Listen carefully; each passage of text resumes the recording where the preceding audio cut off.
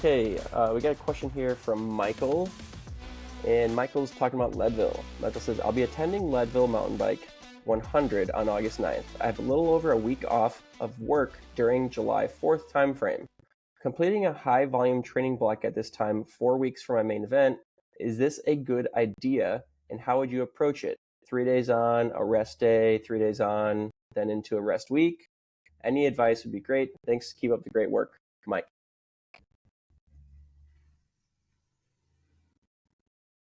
Well, Caitlin, I'll let you go first. So, just to clarify, 4 weeks out, and he wants to do. So yeah, over the week of July 4th, let's say, this is around the July 4th time frame. He wants to complete a high volume training block for Leadville. Just 1 week. Yep. Or. Yep, 1 week. I think 1 week is safe.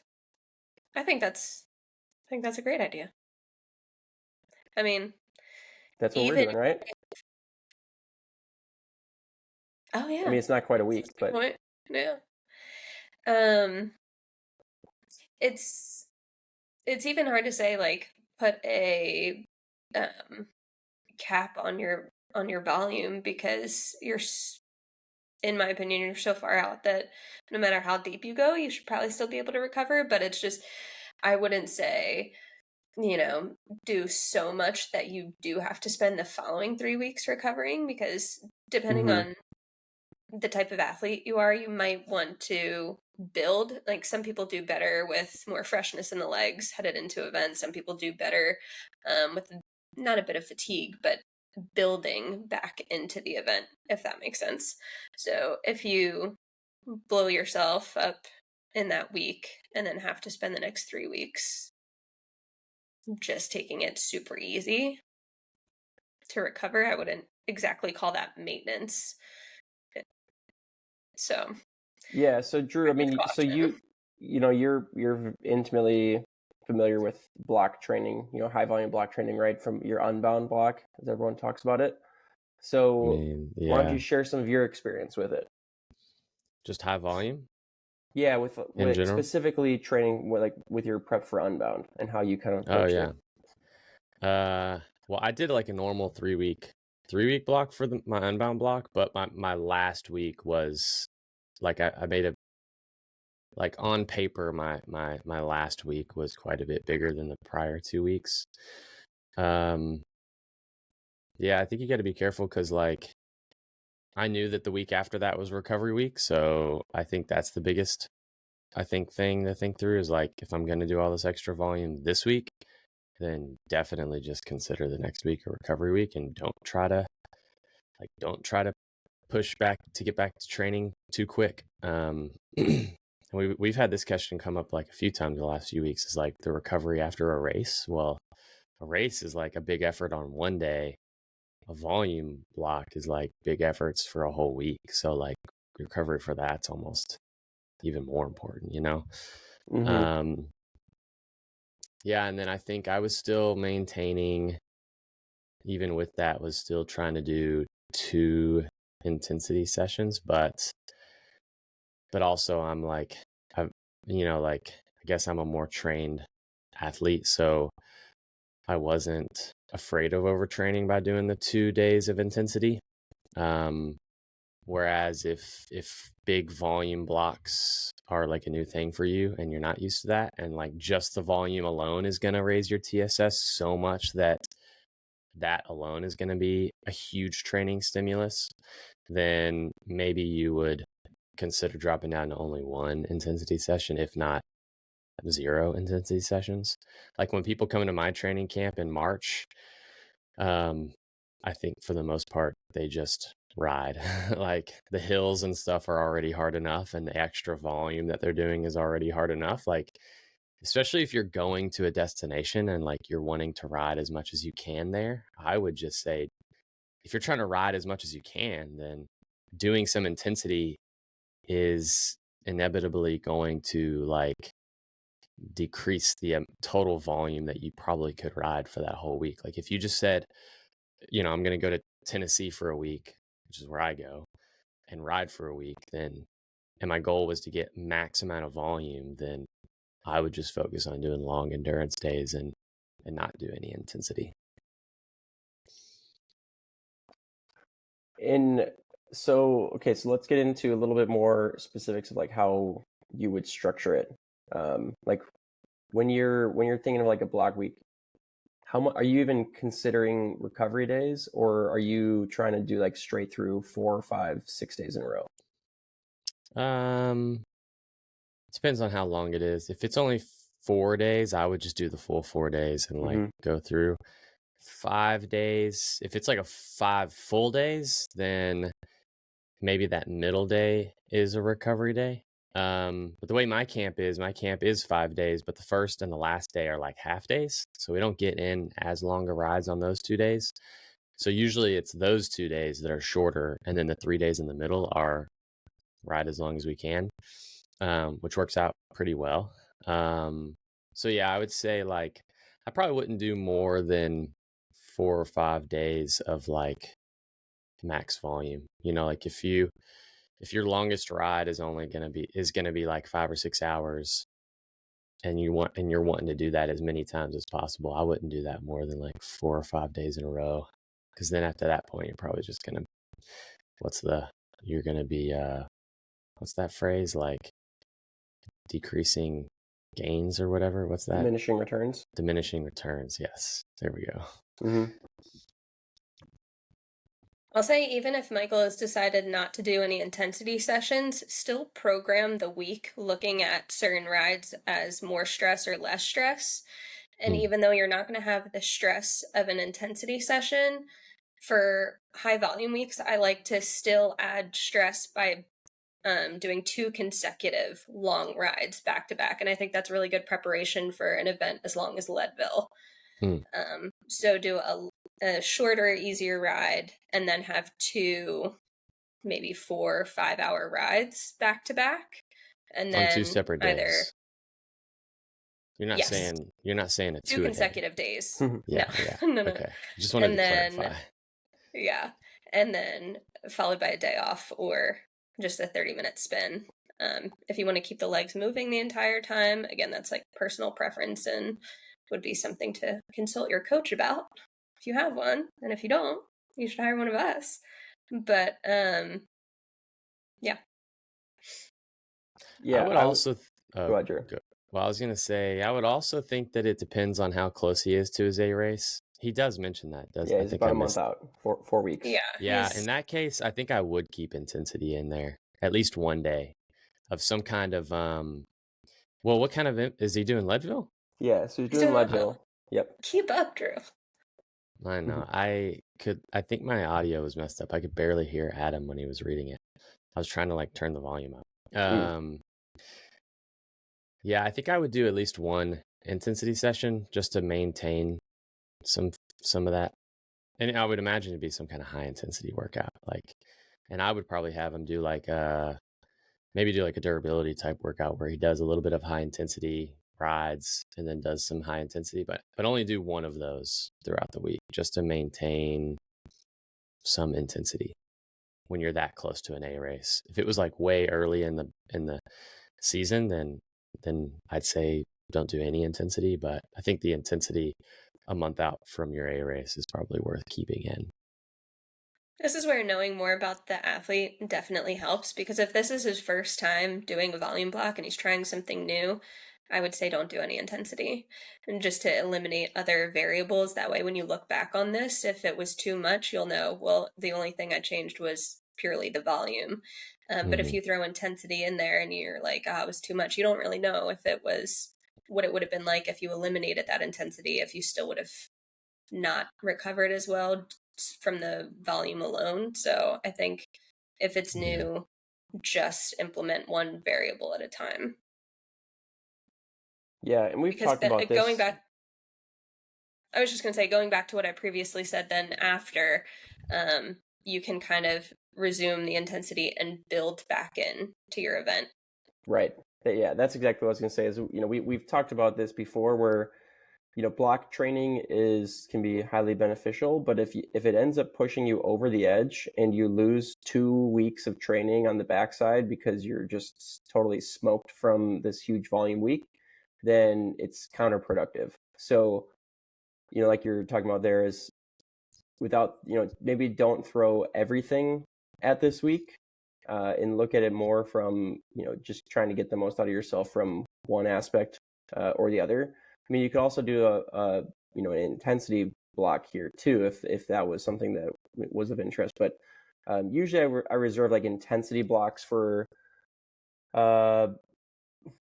races that are a little bit more intensity demanding, where Leadville, I mean, you're never going to go above threshold. Really, I mean, like maybe you will at some points, but not for any sustained periods of time. So I do think in this case here, like a volume block is probably more beneficial, and you've got more time to work with. But I would say, yeah, if you are gonna, if it were my athlete, if I was having them do any intensity around this time, heading into Leadville, it'd be sub threshold or threshold at most, where I don't think we'd be doing any like VO2 max work or anything. So, and the challenge with that is heavy threshold and sweet spot or tempo training can be really demanding too. If you're talking about racking up 2 hours of tempo in a ride, or an hour plus of threshold during a ride, that can be really demanding. So depending on what your preparedness is coming into the week, that alone can be really taxing. So it can be a little tricky. Or you can just come to our mountain bike Leadville camp, and we can just tell you how to do it there. Get you ready for altitude too. Yeah. Cool. Well, let's move on to Jacob's question here. Jacob has a question. He says, I trained around 10 to 12 hours per week pretty consistently for the last few years, but this year I'm really only able to do 6 to 10 hours per week on average for now, primarily for gravel and mountain bike marathon racing, 4 to 6 hours in duration. I've tried my best to execute polarized training in the past, doing my best to do a lot of zone 2, but I have often felt like I lack some top end, and hard efforts above threshold are tough to recover from during races. I question if that wasn't enough volume to ever really see the benefits of 80-20 training, and especially now with even less hours, am I better off taking the time crunched approach and hitting intensity more often with pyramidal training?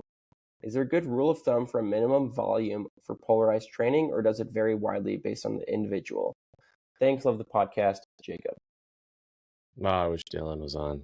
Dylan will be able to say, because I know I'm going to butcher it trying to quote Dylan, quote some study, but Dylan has talked about this in a video before where he says even athletes who are only doing 6 hours a week are still the most optimal way to train is 80-20 or like polarized approach, where the focus is still endurance. And you would think 6 hours, oh, that's time crunched, I should just do intensity every time I ride, or most of the time I ride, which is basically this guy's question. And that ain't it. Like, don't do that. Like still keeping that 80-20 split is a good idea. It's not so much that it's not effective in the like immediate benefits. Like anyone that's done stage racing or high intensity training block, or even just like a big racing block where you're racing 2-3 weeks in a row, like you can feel really fast by the end of those. And oftentimes you do see some like pretty immediate benefits. It's just that it's not sustainable, because like metabolically your body has too much stress going every single day. So, and to think that an athlete that's only training 6 hours can magically accommodate more intensity than someone that's training 25 hours, that seems almost backwards to me.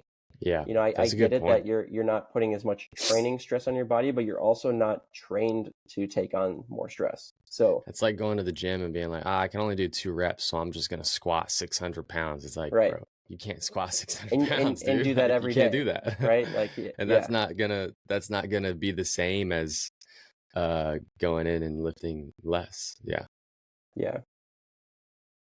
Caitlin, let's hear from you. What is your general approach with athletes that are in this time crunch? Let's call it, an hour a day or 6 to 8 hours a week.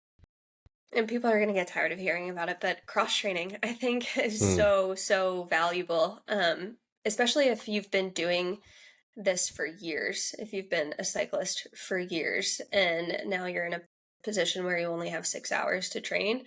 That's great. I'm not saying that you need to find more time, but if you have an hour per day, or an hour at a time, is doing that 60 minutes of zone 2 really, are you going to see that much benefit from it? And it's always good. Consistency is always the number one thing, don't get me wrong, but on any given week, is like that one 60-minute workout going to make or break your training, or be enough stimulus to like actually give you benefit? Maybe not that one ride, but if you were to sub that for something that you're not used to and stress your body aerobically in a different way, will you see benefit from that? Yes. So if we can mix in some running or some, if you have a little one and you want to carry them on your back for a hike, like just form of rucking, or just something different. Or if it's winter and you've never really experimented with the Nordic skiing, or just try something new. I think that's like the biggest thing. Dude, carrying your kid Implementing while you're strength. hiking, that literally is I rucking. have a couple. Whoever invented Oh yeah. rucking probably had kids and was like, I can make money off of this. Because that's I have a basically what they did. couple. They just took a child harness and put a weight in it instead of a kid. And that's ruck. That's hilarious. Yeah. I never thought of that. Anyways. Yeah. So And variability in running, training, I think, is to prove your point, running, as far as like physiological stress that it puts on your body is I think like on average like 10% more than a bike ride. So if you do a 1 hour run and a 1 hour ride at the same intensity level, your heart rate's going to be a little higher for the run, and you're going to have used a little more energy for the run, because running just requires about 10% more energy expenditure to go the same intensity. If that makes sense. and I Sure feels understand that like more than athletes are that coming. sometimes. Yeah, it does, doesn't Yeah. it? Yeah. But 10%'s a lot. I mean, if Yeah, we're talking about, yeah, like most of the time we're talking about 1%. Like this is right. 10%. I understand that athletes are coming to us because they want to get better and they want to be a better cyclist. But also, in the grand scheme of life, like I want my athletes to be fit enough to just say yes to things. So if they have a friend that invites them to go run a 5K or 10K or whatever, like I want them to be able to say, yeah, sure, and just jump in for fun. Or if a friend invites them to like one of their gym classes, like a boot camp style strength class, like, yeah, jump in. We'll make it fit in your schedule. So I think that's actually a really underappreciated category for coaches, is like active lifestyle coaches. Because there's so many people out there that like they think that they only need a coach or want a coach for racing purposes. But at the end of the day, like most of us probably just like really love and embrace the active lifestyle that we lead. And if you could be better at just being an active person, like you're talking about, like well-rounded whole athlete, life would be probably even more enjoyable. It's already fun, but if you could do X number of modalities because you're well-rounded instead of just cycling, think of like some of those like life opportunities that you could have. And I feel like that's like it's pretty rare that I'll have an athlete that comes to me seeking that specifically. It's almost always the athletes are race focused. But like underlying, maybe that's actually like a need or a desire that they haven't recognized or realized that like their coach could help them with.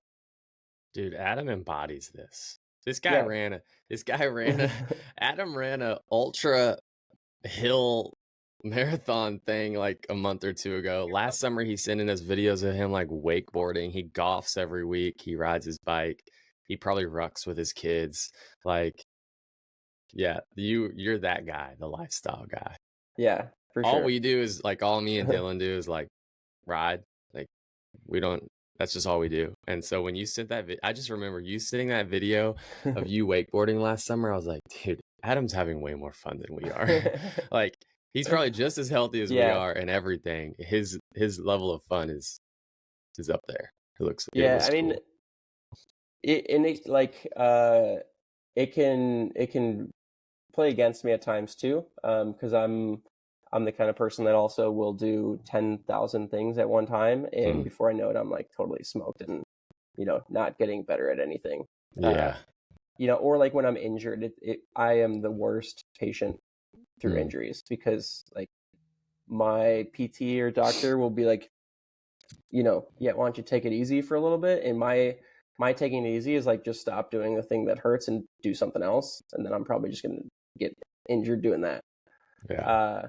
But yeah, I mean, like for me though, that's definitely something that I am more focused on these days than like race performance, is just like overall well-being, longevity, ability to do anything and everything whenever I want, Yeah. and it's fun. I'm back to thinking of this guy's question. He said he struggles to do high intensity in races, and he Yep. says he does marathon distance mountain biking. So I don't know if he's already doing durability workouts. Yeah, so gravel and marathon mountain bike. I know that like durability is the buzzword here, but like I feel like a few years ago, the standard approach to coaching somebody like him who's time crunched would have been like an intensity session maybe on Tuesday and Thursday, and then the weekend would just be for long rides. I think maybe implementing a little bit of like switching that up a little bit to where you do an intensity day on Tuesday, probably a endurance ride or some kind of cross training on the other days of the week, and then Friday recover, and then Saturday do a durability workout. So let Saturday be your second Mm. intensity session, but also make it a long ride. So like, because it sounds like that's exactly what he's lacking, is like he gets into these longer races and he can't, I'm assuming because of fatigue, you get a few hours into a mountain bike race and you try to hit threshold and you've never tried to hit threshold 3 hours into a mountain bike ride, like that would be hard. So if you can replicate that, this is really just like the rule or principle of specificity of, if you can replicate that in your training where you're hitting those high intensity or those threshold efforts once you've already accumulated some fatigue in the legs, to try to replicate that feeling in a race. And we just at least I just call those like durability workouts, where you kind of combine an intensity session and a really long ride into one session on the weekend, Saturday or Sunday. And I would think that would help him at least get used to those efforts. I'm not saying it'll immediately like make you really good at those efforts. I think durability kind of takes a long time to build, inevitably. Yeah, but especially when you're talking about like periodizing your intensity, if you've only got an hour to work with in a session, like you just can't get enough intensity at some point. Especially if you're doing threshold or, I mean, a VO2 max, like you can get pretty full VO2 max workout in an hour, but Yeah. maybe not. Like maybe you're not ever getting past 4x5.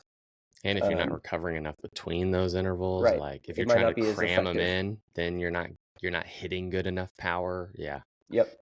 Yeah, so being able to use those weekend longer rides, even if it's just 2 hours, just to be able to get more intensity volume in, that's part of what the 80-20, or polarized training method is like you still have to periodize and progress your intensity.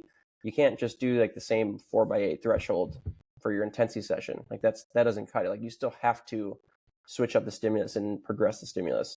So if you get to a point where you're plateauing at what the amount of stimulus that you can throw at your body in an hour session, then the only next thing you can do is just extend that session. Dang, we've hit all the principles. The only reason I know this is I'm like in the process of trying to write a little mini ebook for Ignition, so that when I know that sounds way more official than it should, but it's basically just I'm calling it a get fast guide. And so in the past, if you go to the Ignition website, like a pop-up box would say like, oh, subscribe to our email list, and like we don't send out emails that often. So like subscribing to our email list was kind of useless. So now I'm gonna put together this little ebook, the Get Fast Guide. And when you go to the Ignition website, that will pop up and it'll say, oh, get the Ignition Get Fast Guide ebook when you subscribe to our email list. So people like actually get something when they subscribe to our email list. So I'm working on putting that together. And yesterday I was on one of the chapters in training, I was talking about the 4 principles of training. This is all going somewhere. And the 4 principles of training are individualization, which I think we've already talked about in the last question about, I think Caitlin mentioned it. And then progression, overload, and specificity. And you just talked about basically progressive overload. You kind of, I don't know, those two kind of get combined all the time, but those are the 4 principles of training. Nice. Yeah. You need Speaking a of PhD so we can call you Dr. Diz. Say what? I said you need to get a PhD in phys ed so we can call you Dr. Diz. I don't even have an undergrad in phys ed. or XI or something. Yeah. What were you gonna say, Caitlin? Oh, I was just gonna throw out, speaking of specificity, not that this is the case with this athlete by any means, but it's so hard when you get an athlete and you see their frustration with the way they did at an event, and you look at their training and they're like, I've nailed all of these intensity sessions, like I expect to do better, and say their event was like a 4 to 6 hour marathon mountain bike event, and ultimately they're training as much as they can, but they're so frustrated at how they did, and it's like, well, how can you expect to race for 4 hours when you're not even riding 4 hours at a time? Yeah. So like getting that long ride is so important, and like first you need to, before you jump into these durability workouts, like you need to start extending your long ride and then introduce intensity in there as well. But this isn't what I want to hear, because the last 2 years at Unbound I've gotten dropped at like the mile 150 160 mark, and that's about the longest ride I'll do in training. And so now I'm just thinking like, gosh, I don't want to do a longer ride than that to get ready for Unbound, but I'm starting to think like maybe I have to, because obviously I can't make it past like the 150 160 mile mark. So maybe I just need to make my training a little more specific to that. But I don't know how you do that without totally blowing yourself. But that's my problem, not yours. You go do like the Traca or some other like preparation races. Same problem as this guy, just a little bit like longer or more. Yeah. So again, to wrap it up, I think we all agree that just because you're time crunched doesn't mean that you can't benefit from 80-20 or polarized principle training. Yeah. You mentioned like, pyramidal training, and I think that if you look at your season as a whole, like it may fall within pyramidal because you're probably doing some tempo blocks, sub-threshold blocks, but still even at that, I think especially here where Jacob's talking about not recovering from intensity. I mean, yeah, I think it probably just has more to do with not being able to progress your stimulus enough with the time crunched. So I kind of have a question, kind of a spin-off on this one. If somebody's time crunched, okay, so here's like a rule of thumb is 80-20. But if somebody's time crunched, they can only get maybe 6 to 8 hours of riding a week. And usually another rule of thumb we give is 2 intensity sessions a week. What if they do a 2-hour intensity session during the week and then a 4-hour intensity session on the weekend? And those are the only 2 times they ride all week. Like, do you think that, because then every time they ride would be an intensity session, but it is only 2 intensity sessions. Does that make sense? The question I'm asking?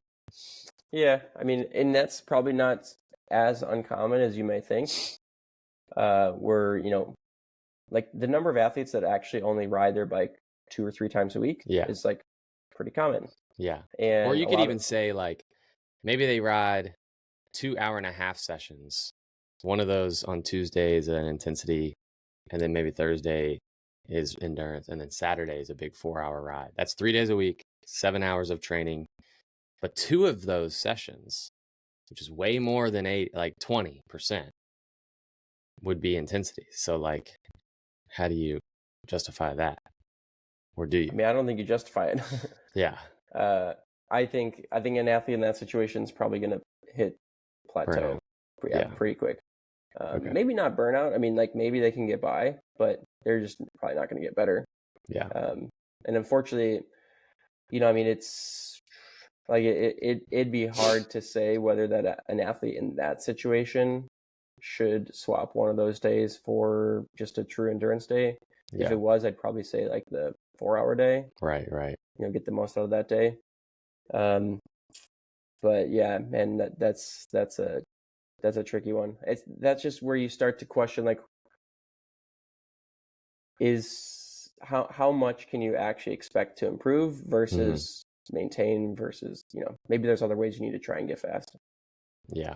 I'd be curious in that scenario, like we usually just lump like intensity days as like, oh, well, that whole day is intensity. So in that session, if they're only riding 3 days a week and 2 of those sessions, you're like, oh, that's definitely not 20%.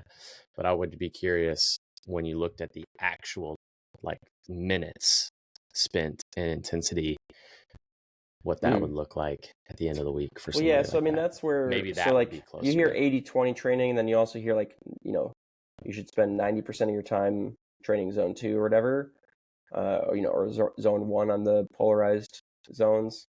The time is typically closer to 90-10 as far as time in zones. But the 80-20 is more for like number of sessions. Yeah, especially when as you increase the total volume, it gets less than 20%. Yeah.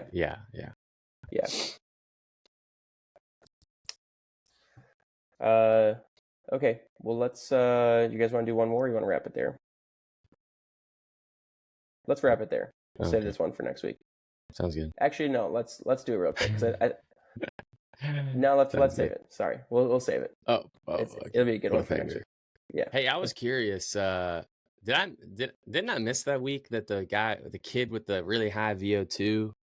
Yes. I think I missed that week. Was that a good one? I need to go back and listen to that one. You should. The kid that's got like an 85 VO2. What did you guys give me like a quick, or should I just go listen? Go listen to it. Okay. Yeah. Can't believe I missed that week. I think you were supposed to be on that week, and then you had to back out. So, but I already sent out the questions or something.